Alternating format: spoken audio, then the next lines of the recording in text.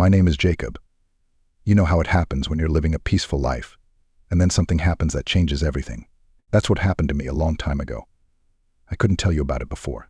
I married Emily very young. I was 22 and she was 19. She was beautiful. She had golden blonde hair and big brown eyes. I fell in love with her at first sight when I saw her at a mutual friend's birthday party. She was wearing a blue dress, her hair was loose, she had such an infectious laugh. We met, started dating, and things went fast.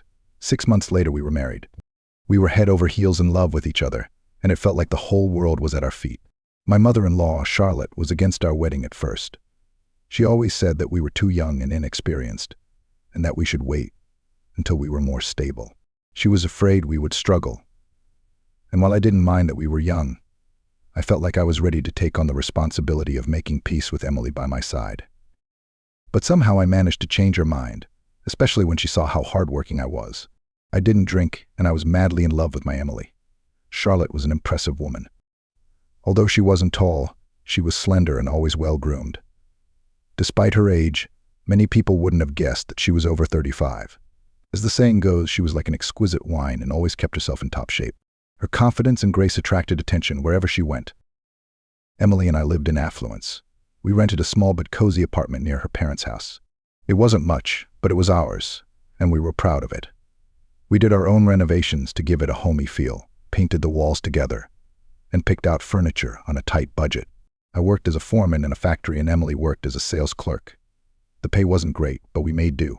Our daily routine was simple. During the week we worked, and on weekends we went to the movies, walked in the park, or just relaxed at home. We found joy in the little things, like cooking dinner together or playing cards late into the night. We often went to Charlotte's house for dinner. She was an amazing cook, especially her pies, which always had the perfect balance of sweetness and flavor. My father-in-law, William, was often away on business trips. His job required constant traveling, so Charlotte often hosted us alone. She never complained about his absence, but sometimes I wondered how she felt about spending so much time alone. No matter what, she always seemed cheerful and full of life. One evening I was taking the bus back home. Emily was working late because the store was in a pre-holiday rush. The town was buzzing with energy and the streets were lit up with holiday decorations. It was already 9 o'clock when I pulled up to her parents' house. Charlotte was home alone.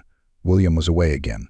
She greeted me cordially, as always, in her robe but neatly combed. She poured me tea and served me one of her famous cakes. I always felt welcome in the warmth of her home, even on the coldest nights. We sat across from each other and talked about everything: work, life, and even Emily's performance at the kindergarten matinees. She pulled out an old photo album and began flipping through the pages filled with memories.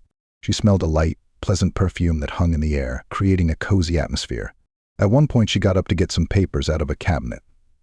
I offered to help her, and as we stood side by side, something in us changed. It wasn't noticeable at first glance, a fleeting touch, but it left an impression I couldn't shake. A few weeks later, Emily mentioned that her mom had invited us over for dinner. Of course, I said yes. Dinners at Charlotte's had always been nice, but after that night, something inside me changed. I tried to avoid being alone with her. Charlotte, on the other hand, pretended everything was normal. She smiled and chatted as if nothing had changed. But there was something in her eyes, a secret understanding, that only the two of us shared. You know, they say time heals, but some things time can't fix. A month passed, and I still couldn't forgive myself for what happened that night. When we were looking for the files, a spark had passed between us. One look, a casual touch, and it spiraled. It was a fleeting moment of weakness, but it was enough to ruin everything. I remember my hands shaking, my thoughts rushing around in a chaotic mess, and the voice inside me screaming, "Stop." But I didn't stop. That moment replayed in my mind over and over again, each time bringing with it a new wave of guilt and regret.